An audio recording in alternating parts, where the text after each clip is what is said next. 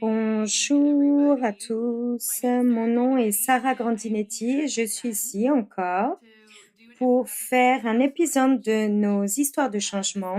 Aujourd'hui, ce mois Access Consciousness a fait différents types d'histoires avec différents types de personnes par rapport à Access Bar et les outils de Access Consciousness, comment ça a changé complètement leur vie. Et aujourd'hui, j'ai avec moi la magnifique Mélissa Marron et on va voir en fait ce que Access a créé pour elle et lui offert et ce que ça a contribué pour avoir une meilleure vie.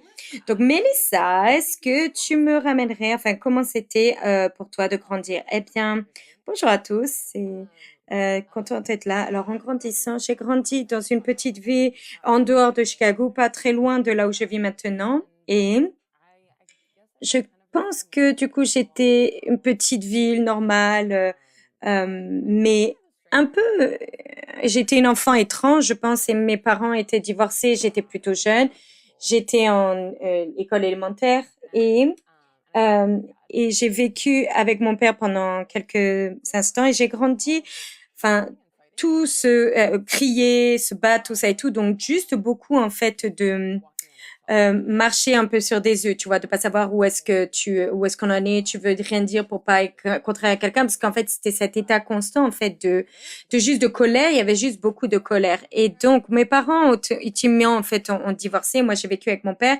C'est pas la chose la plus commune, mais ma mère a déménagé au Texas et donc, moi, j'étais en dehors de Chicago, donc évidemment, c'était un peu loin pendant un petit moment et en fait, ils se remariaient quand je sais, c'est complètement fou.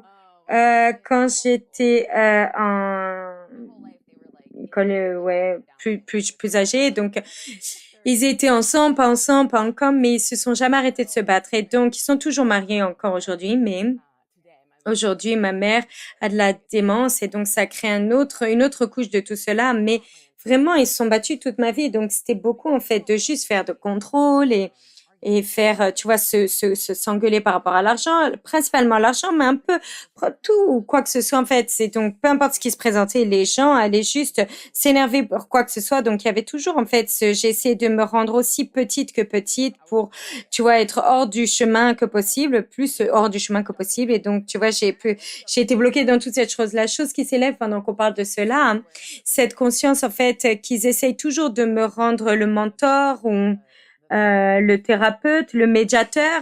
Et donc, euh, j'allais essayer de m'enlever de cela et être dans ma chambre constamment avec la porte fermée, tout ça et tout. Ils allaient essayer de me tirer là-dedans. C'était très intéressant. Et tellement rigolo quand tu as posé cette section. Je pense pas à ça souvent jusqu'à maintenant pendant que j'en parle. Donc, c'est rigolo comment la conscience s'élève quand tu commences à parler de choses. Et enfin, je veux dire, c'est un peu l'histoire, en fait, de mon enfance. En fait, je veux dire, je peux aller dans, je sais pas, mes années d'adolescence. Eh bien, donc, tu vois, par rapport à ton histoire, quand est-ce que tu as commencé à percevoir que ce qu'on appelle l'anxiété était dans ton monde, ou tu vois, je veux dire, tu as eu du doute de toi-même, ou tu ne savais pas quand est-ce que tu étais, donc comment c'est cela? Je pense que c'était plus d'abord, enfin, j'ai toujours eu ça, mais je ne savais pas. Je ne savais pas que c'était pas normal ou que c'était différent. Je pense pas que j'avais cette prise de conscience jusqu'à ce que je sois un peu plus âgée. Les gens sont toujours venus à moi pour des conseils ou pour être, tu vois, je vais dire, tu vois, écouter des choses, enfin, toute ma vie.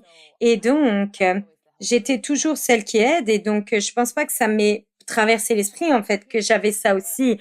Mais j'avais toujours des gens autour de moi qui se battaient avec la dépression ou des mauvaises pensées, tout ça et tout. Enfin, tu vois, des amis qui étaient attirés par moi. Du coup, donc, j'étais tellement occupée à m'occuper de tout le monde. Mais je pense pas que j'ai passé beaucoup de temps consciente que j'étais vachement insécure, en fait, par mes amis ont commenté, je me souviens toujours de cela en fait, je regardais toujours dans le miroir et elle a vu cela comme, euh, tu vois, je vais dire de l'autisme. Ah, regardez toujours à côté en fait, tu vois, est-ce que je suis ok, comment vont mes cheveux, tout va et tout. En fait, tu vois cette insécurité un peu, ah, je dois regarder toujours dans le miroir.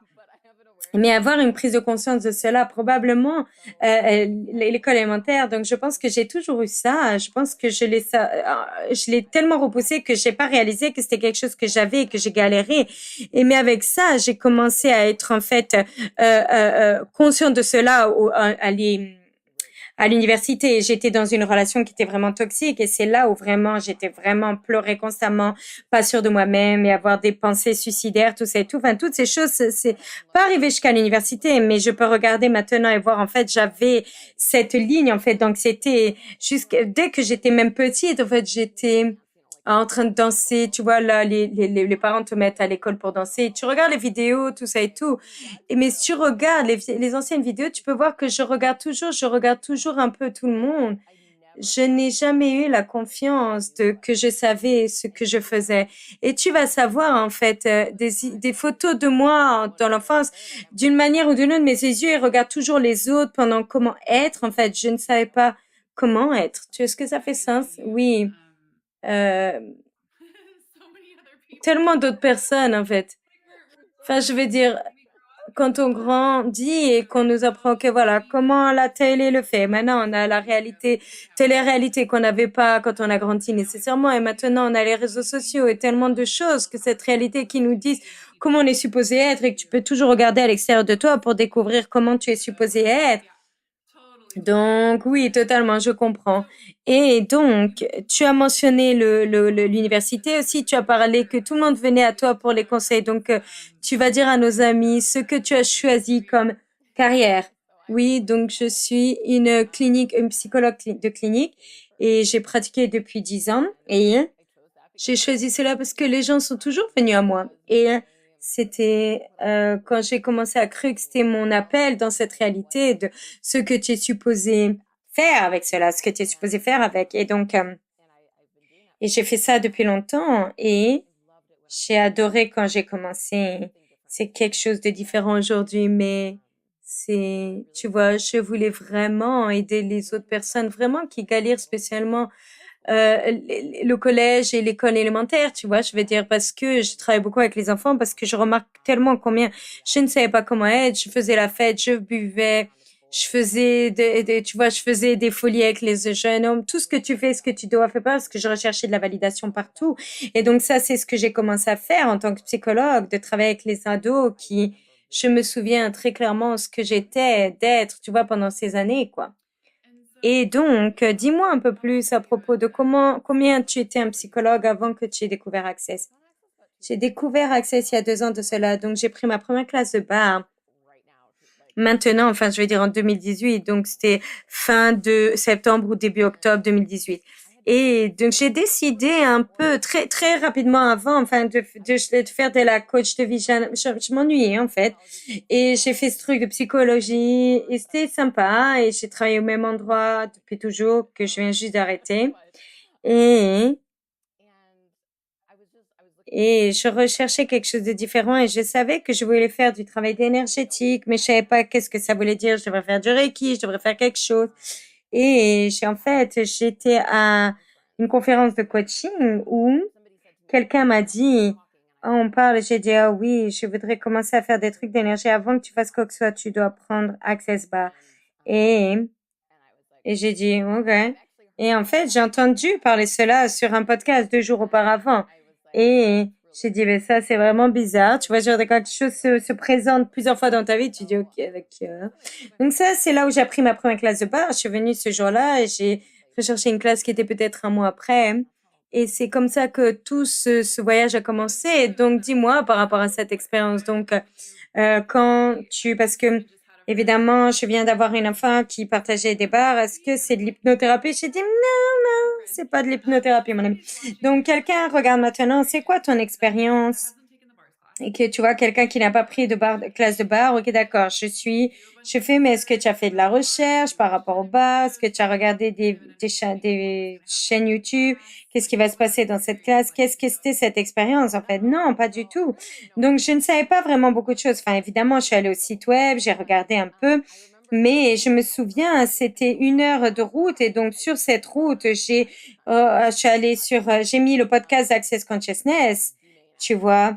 Et c'était la première fois que j'ai entendu parler de la formule DBH et c'était 45 minutes loin de la classe. Et donc, non, vraiment, c'était rigolo parce que je me souviens, sur cette route, j'ai devenu de plus en plus excitante. Moi, j'ai choisi et je suis très hésitée de faire cette classe, mais un peu, je suis allée un peu à l'aveugle et c'était juste suivre l'énergie.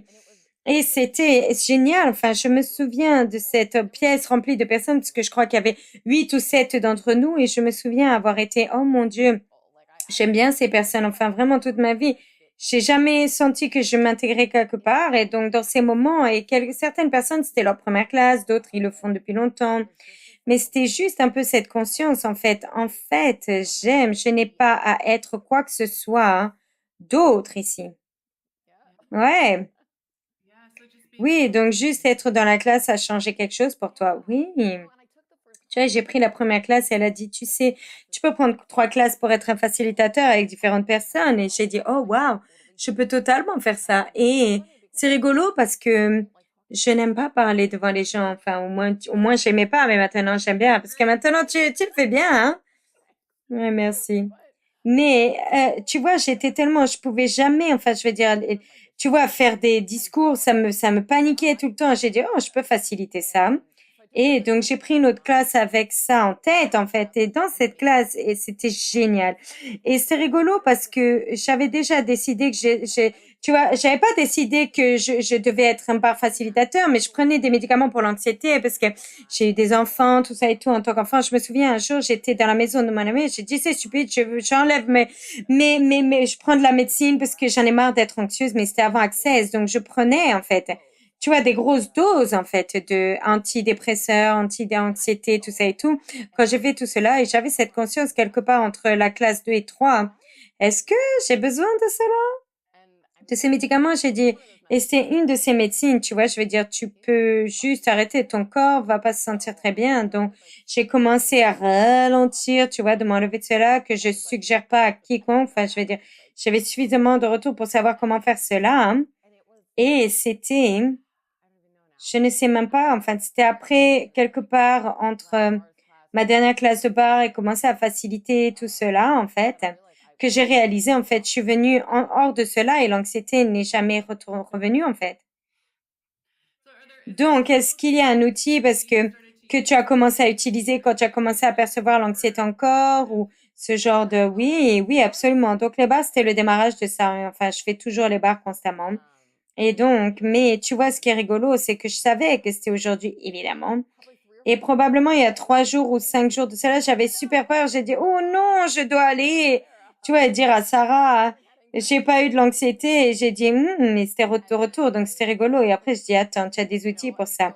Et donc ça s'élève de temps en temps où je me commence à ressentir cela, mais tu vois, et le plus que jamais à qui ça appartient, quoi, tu vois, comme outil.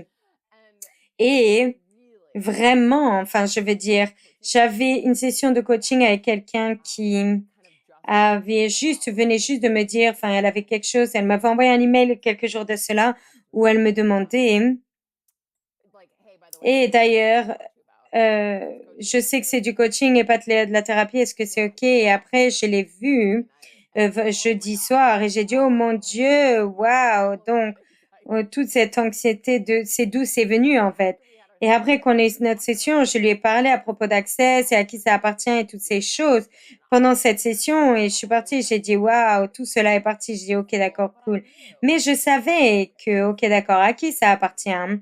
Et pour moi, beaucoup de fois, c'est quelqu'un d'autre, mais souvent c'est quelque chose d'autre. Et donc, je capte que je porte beaucoup de choses de la terre. Et donc, c'est bizarre parce que les choses n'ont jamais entendu parler de cela avant. C'est plus une conversation pour une classe de bar, mais vraiment, à qui ça appartient, l'outil, plus que jamais, plus que quoi que ce soit d'autre, a créé tellement de changements pour moi.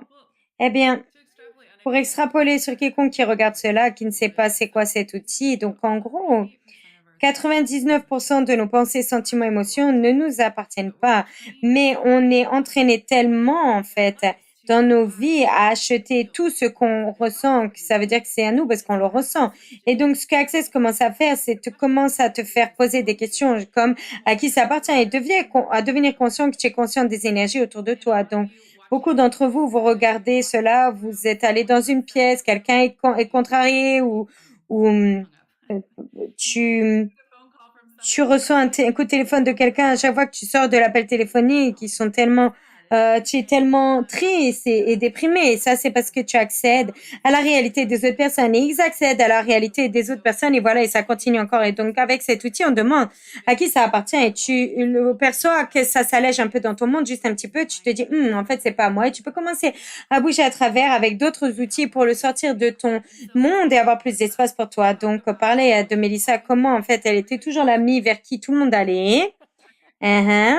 Ok. Et j'ai géré l'anxiété aussi. J'étais aussi sous médicaments et j'avais des paniques attaques sévères. Mais quand je regarde, comme toi tu as dit, regardez, je dis, oh ouais, ça a toujours été là en fait. Mais j'étais toujours le sauveur, celle qui va résoudre les problèmes. Évidemment qu'on était ces personnes qui tiraient en fait les énergies de tout le monde qui nous était connecté. Comme tu vois, leur thérapeute d'enfance, tu vois, quand toi tu es aussi un enfant. Oh mon Dieu, oui. Mais donc, je suis tellement contente que tu aies dit cette question parce que j'ai dit, oh mon Dieu, c'est tellement à qui ça appartient. J'adore que tu aies dit cela. Donc, depuis avoir eu les outils d'accès, est-ce que tu peux partager comment tu approches être une psychologue avec ces outils? Oui, donc, c'est intéressant parce que j'ai partagé à qui ça appartient plutôt, enfin, beaucoup de fois, enfin, pratiquement avec tout le monde, maintenant que je l'ai. Et certaines personnes l'adorent et le prennent et d'autres personnes ne peuvent pas l'entendre et c'est OK. Et point de vue intéressant, je fais beaucoup de ça avec les gens. Et quelque chose pour moi qui a été, enfin, je vais dire juste un challenge intéressant, ça a été que j'ai appris pendant ces 10 secondes dans une, tu vois, j'ai été vraiment avec un modèle de médical très, très fort, tu vois. Et je sais pas, je pense qu'on nous apprend à l'école, on nous parle pas d'outils, ils nous m'ont pas aidé en tout cas, tu vois. Je veux dire, ils n'étaient pas suffisants, ils n'aidaient pas les gens. Et c'était pas jusqu'à ce que j'ai découvert les outils d'accès que vraiment ça a commencé à créer du changement pour les gens.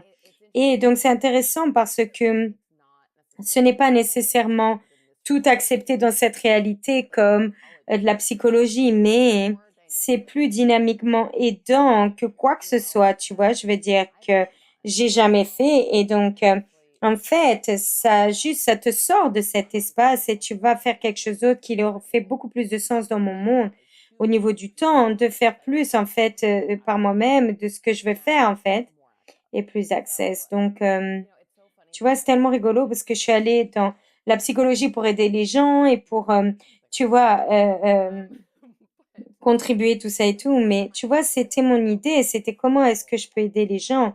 Et maintenant, je regarde vraiment comment est-ce que je peux empuissancer les gens, de savoir qu'ils savent, plutôt que d'être le gourou, l'expert ou la personne vers qui ils vont pour les réparer, tu vois. Et tu vois, j'ai regardé beaucoup de est-ce que je vais rester dans la psychologie, qu'est-ce que je vais faire avec cela. Et je sais qu'il y a un espace maintenant de le faire de ma manière, tu vois, à partir des outils d'Access Consciousness, quelque chose qui marche. Mais c'est juste intéressant ce qui est sorti. Enfin, tout cela, essayer de comprendre comment naviguer à travers cela. J'avais ce moment, en fait. Mon thérapeute, enfin, tu vois, j'écoutais Dane faciliter quelque chose et donc mon ami m'a dit, pourquoi est-ce que tu sens que tu n'es pas aussi satisfait dans la psychologie comme tu avais? J'ai dit, ben, je n'ai vraiment fatigué de dire aux gens qu'est-ce qui va pas. Je veux plus faire ça. Je veux dire aux gens, c'est qu'est-ce qui est juste à propos d'eux qui ne comprennent pas. Et donc, en fait, il n'y a rien de tort à propos d'eux. Et ça a juste été une transformation énorme pour moi. Je veux dire, tu vas me faire pleurer. Parce que je veux dire, ce que j'ai pensé, enfin, qu'est-ce qui était possible avec le monde? Enfin, je veux dire, toute la thérapie, toutes c'est des possibilités, oui. Je suis allée à une conversion aussi quand j'ai grandi et c'était toujours, tu vois, un vice à propos du point de vue de cette personne. Et si tu fais pas matcher ce monde, le thérapeute, la projection du thérapeute et à quoi ça devrait ressembler, eh bien, c'est même aller dans la thérapie. Je me sentais un tort. Oh mon Dieu, je peux même pas avoir ça de juste. Et donc, j'adore savoir que tu es dehors et que j'adore tu vas juste être cette graine de possibilité que tu étales avec toi qui choisis quelque chose de si différent. Enfin, je veux dire, je parlais aux parents constamment aussi. Je veux dire, arrête de donner des conseils à tes enfants. Pose-leur des questions de qu'est-ce qu'ils savent. Et comme ça, au moment où ils vont dans le monde, ils ont ce montant de confiance en eux-mêmes et qui savent qu'ils sont et en tant que contribution et cadeau au monde plutôt que constamment avoir des gens qui leur disent qu'est-ce qui est juste, qu'est-ce qui est tort et tout cela. Donc, je suis tellement reconnaissante que tu choisis ce que tu choisis. J'adorais extrapoler encore plus avec toi, peut-être sur une autre interview.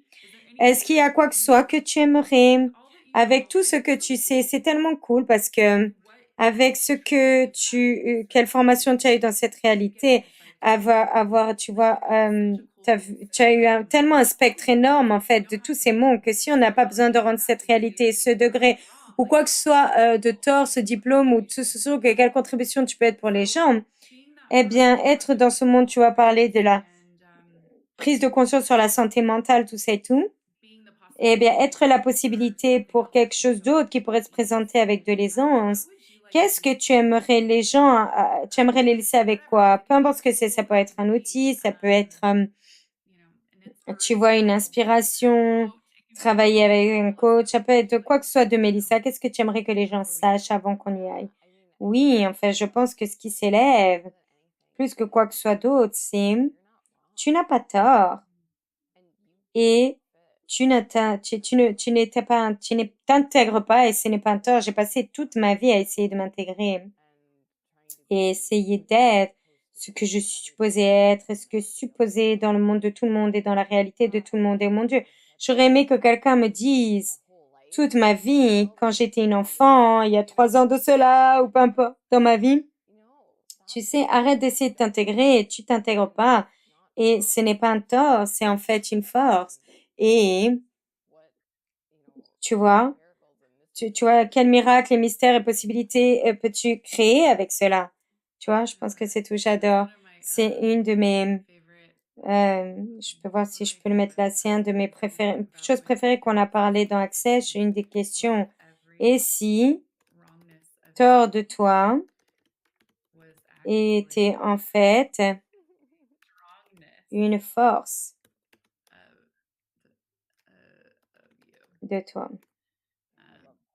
J'adore. Oui, donc, je vais mettre ça là, comme ça, tout le monde qui regarde peut voir. Est-ce qu'il y a quoi que ce soit que tu juges à propos de toi ici, en fait, tu es prêt à regarder à 360 degrés autour de ça et voir s'il y a quelque chose qui est juste à propos de cela, quel cadeau ça a été dans le monde et qu'est-ce que tu n'as pas été prête à reconnaître. Et si c'est la chose que tu te sens tellement jugée à propos de cela parce que ça te rend tellement magnifiquement unique. Et merci beaucoup, Mélissa. Tellement reconnaissante d'avoir eu ce temps avec toi, de te connaître un peu plus. Et s'il y a quoi que ce soit qu'on peut te contribuer, être plus de toi également dans Access, laisserai-nous tout savoir. Oui, merci beaucoup de m'avoir. Ça a été génial de parler avec toi. Mouah! À bientôt. Au revoir tout le monde. Merci de vos super commentaires.